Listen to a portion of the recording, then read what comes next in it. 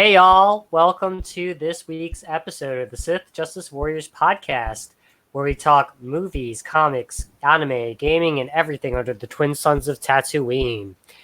Now we have our special guest who finally came back, Darth Sirius. He's back with us this week. Hey. Sirius, how are you? Hey guys, how's it going?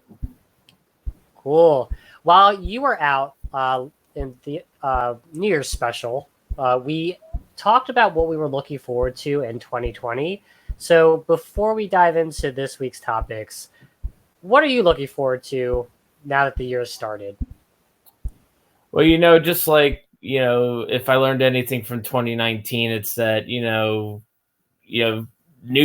random news hits us from like different spots. So, I'm looking forward to all the great news that's going to come our way, all the things that are going to make us look forward to, the rest of the year.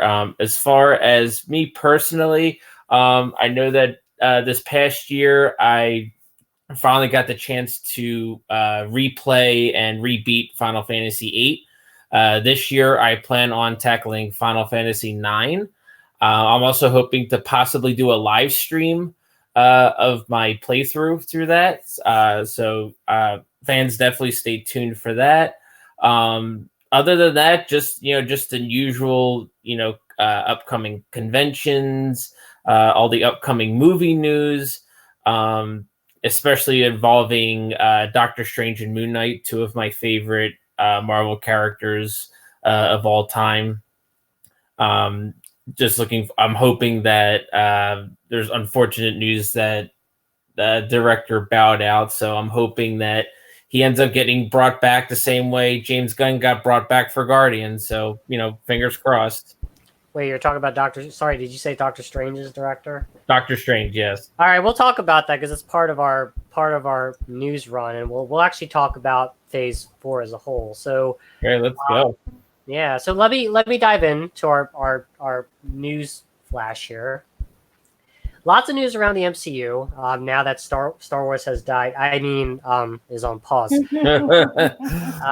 So let's talk about Phase 4. So the positive news headline is number one: Keanu Reeves.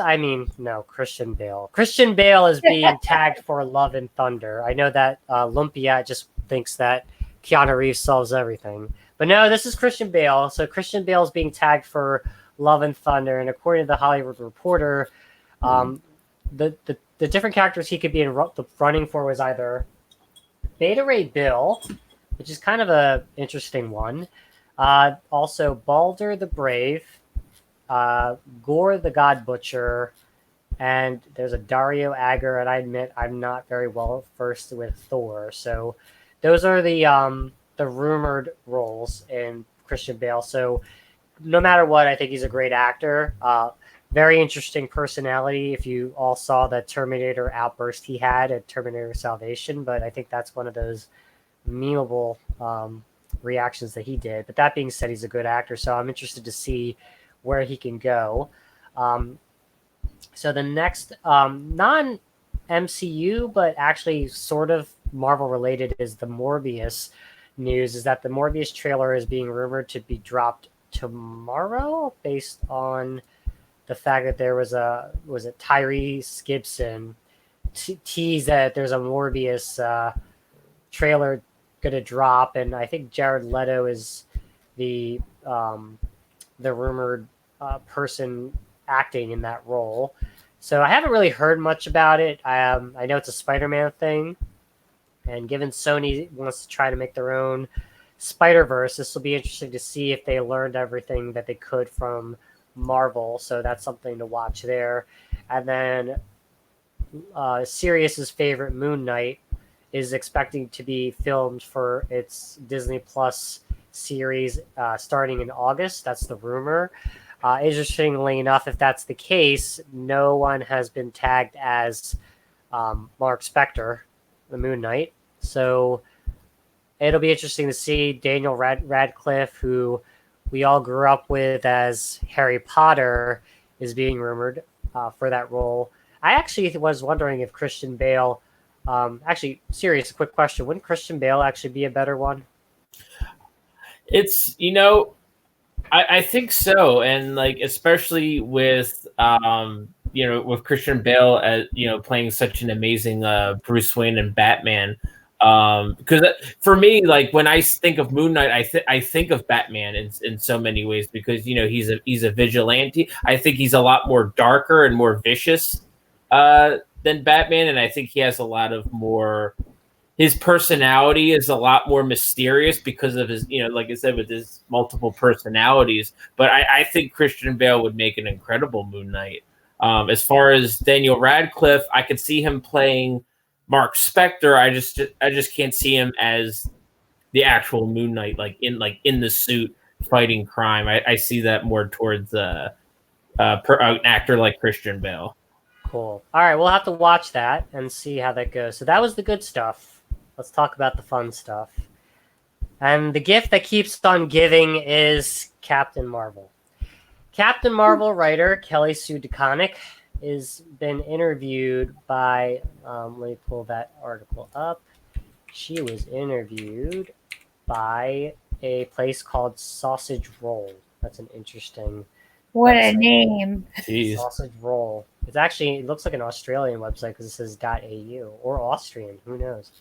So they looked at Captain Marvel 2, and so apparently they're going to have Kelly be part of the writing the script, which is going to be fantastic because she's done a lot of fun stuff to Marvel. Excuse me. That being said, she is a champion for women's rights and embodies Captain Marvel, according to the acquaintance of a writer. And she was tagged for Comicsgate as the feminist pushback against the movement to try to get Marvel and DC to do right with its customers. And here we are seeing the sales tank. With that being said, Kelly Sue, according to the Sausage Roll, says, promises fans that Captain Marvel 2 will be the definitive, and I mean with a D, definitive, female superhero flick, and will bring light to the injustices that women working in geek culture suffer on a daily basis. Wow. So, this is the gift. Captain Marvel is the gift that keeps on giving. You said that with conviction. Oh, yes. Trust me. This is Captain Marvel is the gift that keeps on giving. So Sirius has talked about Doctor Strange leaving, and in that article, it was interesting because he did the typical we mutually agree. So the Scott Derrickson actually tweeted, Marvel and I have mutually agreed to part ways on Doctor Strange in the Multitude of Madness due to creative differences, kind of like Colin Trevorrow. I am thankful for our collaboration and will remain on as executive producer, which means a lot of things in Hollywood. So we'll dive into that because the last thing that I want to talk about in terms of the news headlines is Hawkeye is being put on an indefinite delay. And I'm sure, I think it is tied, which I thought I saw an article a couple months ago when Jeremy Renner had those issues with the divorce proceedings that are happening. You always hear that divorce proceedings always get nasty. A lot of things that were hidden or a lot of things that were false tend to be thrown each way. And so I don't know. We don't know if there's any details to corroborate any one side or another, but there was rumors that Jeremy Renner was abusive with his ex-wife, and those allegations have made Disney pause, and they want to put a pause on Hawkeye for now, and there is no timetable for that. I saw in an article, and I can't find it, that this actually was forcing Marvel to accelerate Miss Marvel, the Hulu Plus for that, to kind of fill the gap and, again, promote the most popular character in Marvel today. Ugh. I'm going to stop here because, I forgot to mention, you do remember that Miss Marvel is the lead role of the Avengers video game, right? Yes, we talked about that. Most popular character. Panel, and I'm going to start with Lumpia. what the hell is going on with Phase 4? Should I press the panic button, or should I trust Feige, or should I be suspicious of Feige because he's moving on to Star Wars? I mean, that's a rumor, but what do you say? Well, I say there's only one solution to all of this, and that's to bring Keanu Reeves to the MCU. Everything will be forgiven. No, I kid. But honestly, I don't know. I'm a little wary of what's going on with the Scott Derrickson news. Only because, like I said in my prior, our prior podcast, I just rewatched Doctor Strange and I really, really enjoyed it. It's a movie to appreciate, and they brought in Derrickson, who, really brought it to life in a way that was so different and so refreshing from other MCU movies at the time. And it's just sad that he won't be on board to continue it. Like the creative differences thing, that it's such an umbrella of like different things that it could be. And a part of me, I was reading an article that was saying, could it be a PG-13? The PG-13 thing that, how Disney wants everything PG-13, and he didn't agree with it. I mean, this is the multiverse that they're going into, and it could be something totally like not PG-13. I don't know. But I am a little nervous, only for reasons that, are apparent. Like the Hawkeye news wasn't surprising, I will say. It's kind of choice timing that they chose to announce that, because coming off the tails of them announcing Winter Soldier and Falcon Winter Soldier, and then the WandaVision piece. It's just quite interesting that they chose to announce it so much later, and then especially with the Black Widow movie out this year, so it would have actually been pretty fitting, since you always think of Black Widow and Hawkeye together, and we don't know if it would have been a prequel or if it would have been current. So yeah, or maybe they just kind of wrote him off, kind of like they did in the movies. To be honest with you, when we found him in Endgame as Ronan, we really didn't know how he got there, right? We just found him, and we all just assumed he was Ronan, just because he had a different hairdo.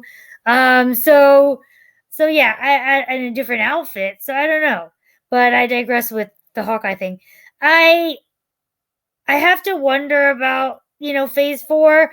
I think a part of me believes in Feige that he's going to course correct and write whatever needs to be. But the fallout is kind of like the whole, what was it? Star Wars announcement with Benioff and Weiss. And like everyone was looking forward to that next installment. And then it's like they left and they're like, oh crap, And so, yeah, I'm proceeding with caution. It doesn't mean anything yet, I think, until we learn more. I personally believe they're making a choice, and maybe it's budgets, maybe it's reasons like, that have to do with something like that. I believe that these announcements are choices related to where they're putting their big bets on. And perhaps Hawkeye just isn't a big bet they want to take. I think that perhaps I get the Disney Plus is, but maybe Hawkeye, the character, is not a big bet that they want to take on right now. So let me follow up on that. So you said Disney Plus. Now you may have heard that there was a rumor, and I don't see anything substantiating it, but I'm not surprised, is that they're afraid that with The Mandalorian that there was a big drop of Disney Plus subscribers, which is interesting because I could see that, because there are some people that will activate and deactivate their accounts until they get the show they want. Yes. But the issue is that it's like how Star Wars really pushed the sequel trilogy characters when everyone just wanted to watch the original trilogy characters. Do you think that they're misinterpreting it again and using the opportunity of Jeremy Renner's situation to, instead of put a character that most people like, because I think a lot of people wanted Hawkeye to have his own movie, or at least share it with Black Widow, and I just wonder, are they following a Lucasfilm script and to try to get Hulu Plus people? I'm sorry, Disney Plus. Disney Plus, yeah, back. And they're again listening to Twitter. Like, do you think that's the case? I think part of it is because like Disney Plus is such a big deal for them because, to be honest with you, creating their own infrastructure, and even if they borrowed Hulu's, but like creating your own infrastructure to house all the films and run the content, develop the app, develop the programming, it's not cheap, and it's people power. And so I think that they could have easily just gone and done a deal with Hulu and said, or Netflix, and just said, hey, like, we're going to be offering all of Disney on this service. But instead they went this route. And now with the drop off, it's like, well, yeah, we just lost a shit ton of people. And what's interesting, the biggest interesting thing to piggyback off that is that they have started taking movies down from Disney Plus, which has to do with potentially licensing agreements. Because from what I understand, Black Panther goes back to Netflix in 2021. I have to go find the exact date. But like, they only have their own movies. Like Home Alone, I think, disappeared. Pirates of the Caribbean, the sea, what the heck was it? The Open Seas, or whichever one was. Pirates.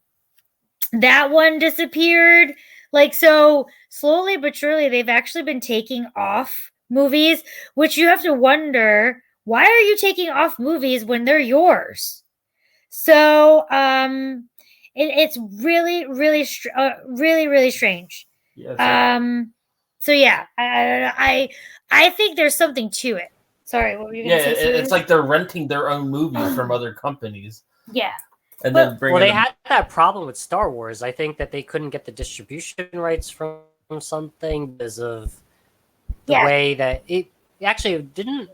Iron Man, and Hulk to go through Universal or something. So I'm not surprised. Yeah, something like that. But even then, like, Solo is still available on Disney or Netflix. Sorry. So again, I think a lot of this shakeup has to do with how they want to manage Disney Plus, where they want to put their big bets, where they want to put their, like, the movie thing is set for them for this year, like Phase 4 can still look a little different. So I'm gonna say I'm yellow on Phase 4 right now because I have to see what the end goal is. Like, we all knew what the end goal of Phase 1 to 3 was, but Phase 4, we're all kind of like, oh, what is the end goal? To introduce us to the world beyond, or like what? Like, you know what I mean? So, but the Disney Plus thing is just quite interesting because they're still in a weird way, they're still trying to figure it out. So yeah, those are my thoughts. What about you, Sirius?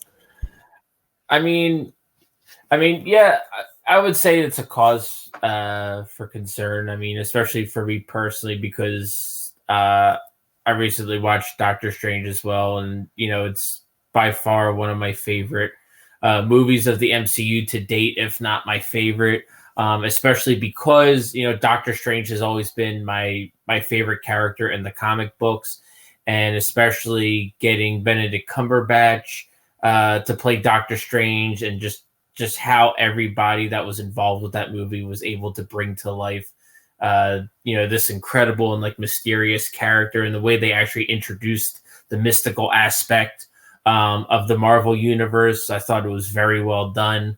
And I thought Mads Mikkelsen was, a great character. And then I believe it was Chiwetel Ejiofor who played Mordo. I thought his character was really great. So, when you take away the director that created such amazing things, it really makes you wonder what creative differences could they have possibly done, especially for a movie like Doctor Strange. I mean, obviously, when it comes to like, Captain Marvel, obviously, there's going to be ideas, such as, a focus more on like the feminism side or, stuff like that. But as far as Doctor Strange, it really makes me wonder what they had in terms of creative differences. But I mean, the way I see it is that, when the first Iron Man came out, I didn't expect to have this big giant universe. Like when Iron Man 1 came out in 2008,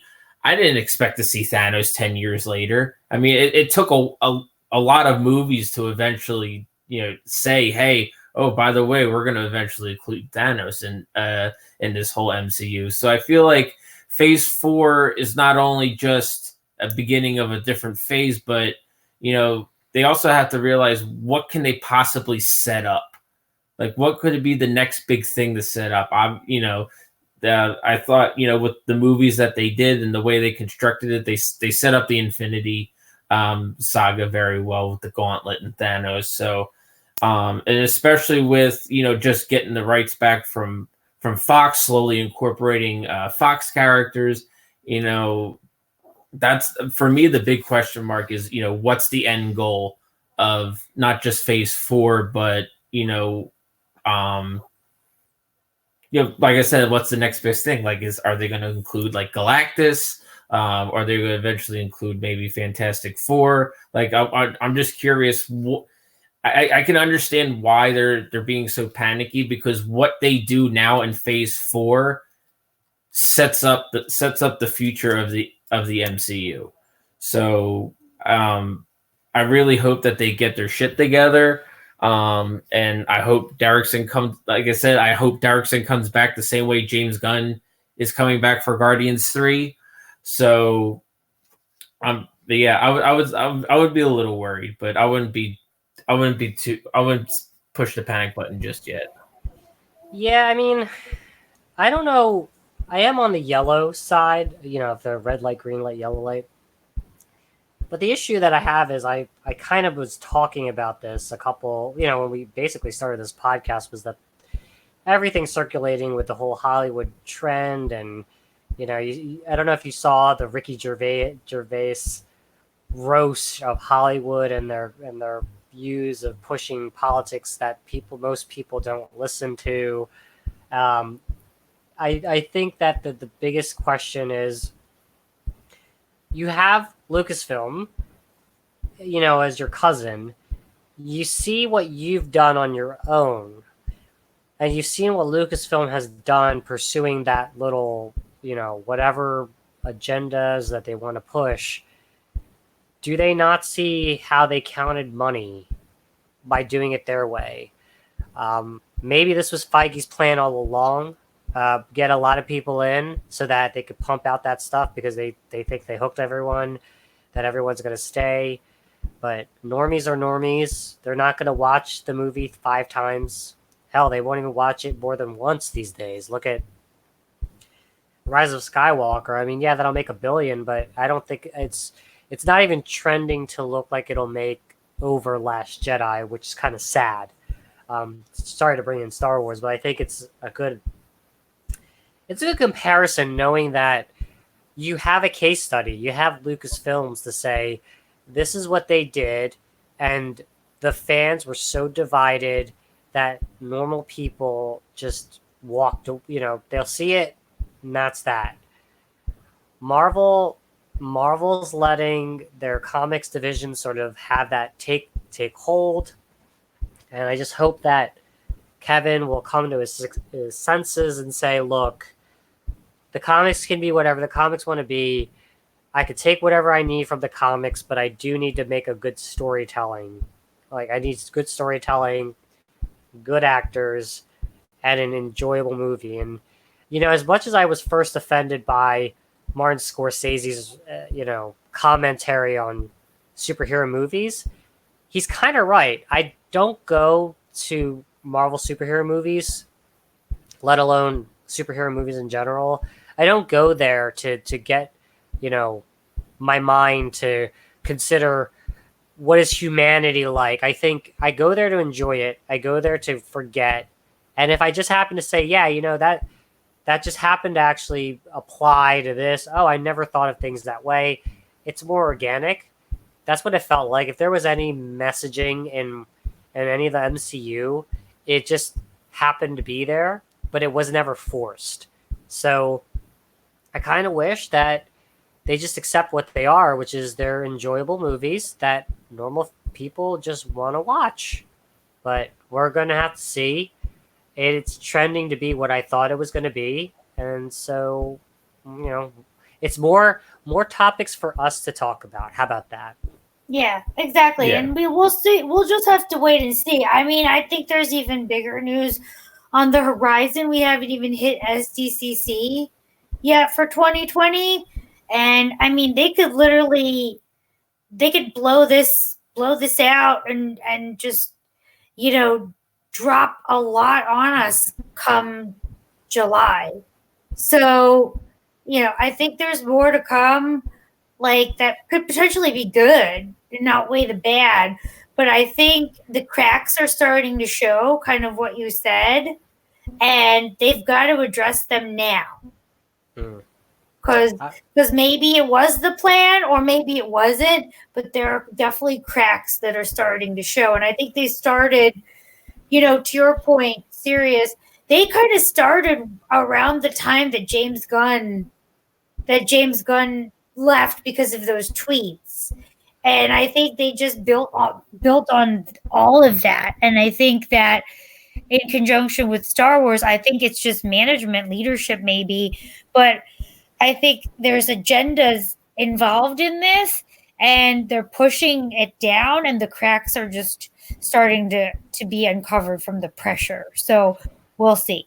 Yeah, and but before we go, I have a bonus topic for you. I just found the first trailer. Hold up. A new leaked image from Morbius has dropped on Twitter showing Jared Leto. And in the background is Spider-Man with the words murderer. But this is not just any Spider-Man. It's Toby Maguire? It's Toby Maguire's Spider-Man suit. No, it's not. Now, could that be an error? Maybe. But this is Sony now. Morbius is Sony's. So, Toby Maguire? Rapid fire question. Is Toby Maguire's Spider-Man universe still alive? This is the time to bring him back. Oh, God, I just need Toby Maguire back. This is called the Spider-Verse. He could be Fat Peter Parker, and he could meet up with either Tom Holland or the what was the other guy? And Miles Morales, Spider-Man, and totally this could be Spider-Verse. But this is the right time to bring back Toby Maguire. You sound so excited. Because I am a big fan now. Hey, I wasn't before. You gonna cry? I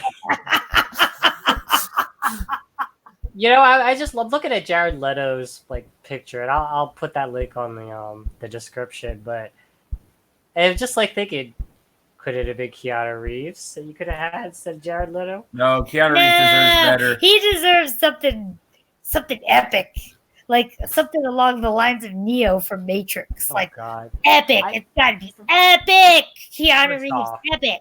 I just want to say, I really like Keanu Reeves, but I have to call out a couple of people where the same people on Twitter who say that Keanu Reeves has only a set acting range, which I agree with. It's it is true, not a knock on him. True, that's fair. Yep. I actually think he just is really good at a set range. Yes, that's true.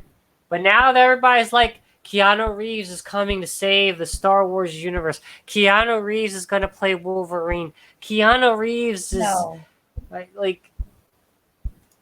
Keanu Reeves is in Cyberpunk 2077. Oh yeah, he is. He is going to be in the MCU eventually. I will be shocked. Yeah, when he's 70? No, He's a he will. I'm not kidding you. I will have to get the intel on this because I know we're going to wrap soon. Okay, we gotta call it in. So one of these days, it's going to be that's my that's the big news at SDCC. You watch. He's going to come out, and you're going to see. To what though? I don't know. That's the question. So anyway, the part where that's my problem. All right. Anyway. Oh gosh. Toby, please, Toby, be alive. That wraps up another episode. Thank you all to our listeners as we bring dark to light on pop culture, comics, gaming, and more. If you enjoy the show, please subscribe, whether it's a podcast or YouTube. Tell your friends and leave us constructive feedback. We definitely want to hear from you, so please comment on in YouTube or email us at Sith Justice Warriors Podcast @email.com or Twitter @JusticeSith. Links to the articles will be in the descriptions. Check them out. Reach out to us with your thoughts. And thanks, everyone, for joining us on the Sith side. We'll talk to you next week. Thanks. Bye, guys.